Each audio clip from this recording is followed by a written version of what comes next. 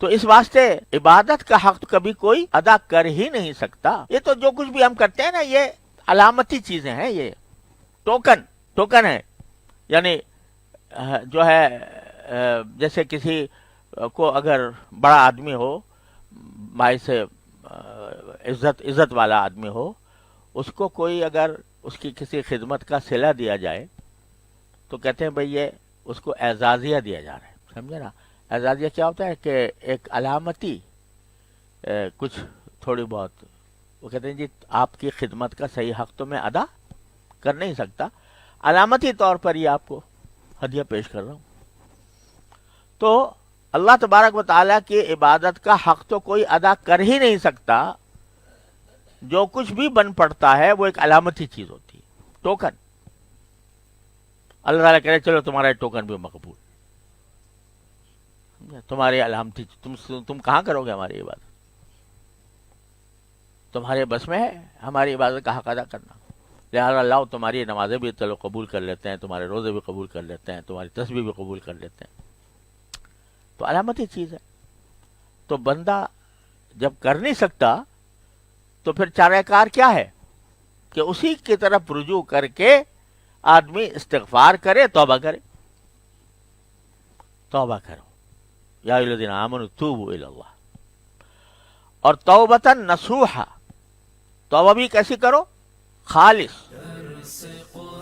نصوح کے معنی ہوتے ہیں ملاوٹ سے پاک، یعنی اس توبہ میں کوئی ریاکاری کی ملاوٹ نہ ہو، نفاق کی ملاوٹ نہ ہو، کہ زبان پہ تو توبہ ہے اور دل میں اعوذ باللہ ارادہ ہے کہ بھئی پھر کروں گا یہی کام. تو زبان سے بے شک توبہ کر لی لیکن وہ خالص نہ ہوئی. تو خالص وہ ہے کہ جس میں عزم بھی ہو. تین چیزیں بتائی جاتی ہیں نا، ایک تو پچھلے کیے پر ندامت، شرمندگی. دوسرے فوری طور سے اس گناہ کو چھوڑ دینا. اور تیسرے آئندہ کے لیے نہ کرنے کا عزم کرنا. یہ تین باتیں ہیں. اور چوتھی چیز کا اضافہ اس میں یہ کر لو، حضرت علی رضی اللہ عنہ کے ارشاد میں یہ بات فرمائی گئی ہے کہ چوتھی چیز یہ ہے کہ جن چیزوں کی تلافی ممکن ہے ان کی تلافی کرنا. یعنی نمازیں چھوٹ گئی ہیں تو ان کی قضا کرنا، روزے چھوٹ گئے ہیں تو ان کی قضا کرنا، کسی کا حق مار لیا ہے تو اس کا حق ادا کرنا، ورنہ معاف کروانا اس سے. یہ سب توبہ کا حصہ ہے. تو اے ایمان والو، توبہ کرو اللہ سے توبۃ نصوحا، خالص توبہ جو ملاوٹ سے پاک ہو. کیا ہوگا اس کا نتیجہ؟ کہ عسیٰ ربکم ان یکفر عنکم سیئاتکم. امید ہے کہ تمہارا پروردگار تمہاری برائیوں کو چھپا لے گا. عسیٰ ربکم، یہ شاہانہ انداز ہے. یعنی تمہیں امید رکھنی چاہیے کہ امید ہے کہ تمہارا پروردگار تمہارے سیئات کو چھپا لے گا. جب کوئی بڑا آدمی کسی سے کوئی وعدہ کرتا ہے تو بعض اوقات وعدہ کرتے ہوئے ایسے الفاظ استعمال کرتا ہے جس سے وہ سمجھ تو جائے کہ ہوگا، لیکن یہ نہ سمجھ لے کہ میرا حق تھا. یہ بھائی جیسے ایک استاد کہتا ہے کسی شاگرد سے اگر تم نے یہ کام کر لیا تو کچھ عجب نہیں ہے کہ تمہیں کچھ نواز دیں ہم تمہیں. سمجھے نا؟ ہو سکتا ہے تمہیں کچھ انعام مل جائے. تو دل میں ارادہ تو ہے دینے کا، اور وہ جس کو دیا جا رہا ہے وہ بھی سمجھ رہا ہے کہ یہ جو کہہ رہے ہیں کہ ہو سکتا ہے، تو ہو سکتا ہے کیا ان کے دل میں ہے کہ دیں گے.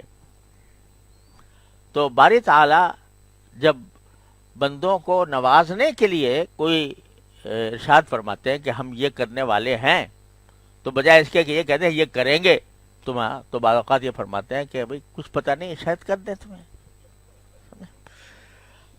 عسیٰ ربکم، یعنی اور تو اور نبی کریم صلی اللہ علیہ وسلم سے فرمایا عسیٰ ربک ان یبعثک مقام محمودہ. ہو سکتا ہے تمہارا پروردگار تمہیں مقام محمود تک بھیج دے. ہو سکتا ہے کہ تمہارا پروردگار تمہیں مقام محمود تک بھیج دے. اب مقام محمود پر تو بھیجنا ہے رسول کریم صلی اللہ علیہ وسلم کو، لیکن یہ شاہانہ انداز ہے اور مشفقانہ انداز ہے اور ایسا انداز ہے کہ جو دلوں میں امید پیدا کرے، لیکن یہ نہ سمجھے آدمی کہ یہ میرا حق تھا جو مجھے دیں گے. تو عسیٰ ربکم ان یکفر عنکم سیئاتکم، کچھ بعید نہیں ہے کہ تمہارا پروردگار تمہاری سیئات کو چھپا لے. یہ کفارے کا جو لفظ آتا ہے قرآن کریم میں، یہ بھی بڑا معنی خیز ہے. کفارے کا مطلب لوگ عام طور سے یہ سمجھتے ہیں کہ بھئی معاف ہو جائے گا گناہ، لیکن لفظ استعمال فرمایا کفارہ. کفارہ کے لفظ معنی ہوتا ہے، کفارہ تکفیرن کے معنی ہوتا ہے چھپا لینا. کیا مطلب؟ کہ تم سے جو سیئات، تم سے جو برائیاں سرزد ہوئیں، تو نہ صرف یہ کہ ہم اس کو معاف کر دیں گے، بلکہ اس طرح چھپا لیں گے کہ لوگوں کے سامنے بھی نہیں آئیں گی، تمہارے نامہ اعمال سے حذف کر دیں گے. جب نامہ اعمال آئے گا تو اس وقت وہ چھپا لیں گے تمہاری برائی. تو رحمت دیکھو، رحمت کہ صرف یہ نہیں کہ بخش دیا بلکہ چھپا ہی لیا.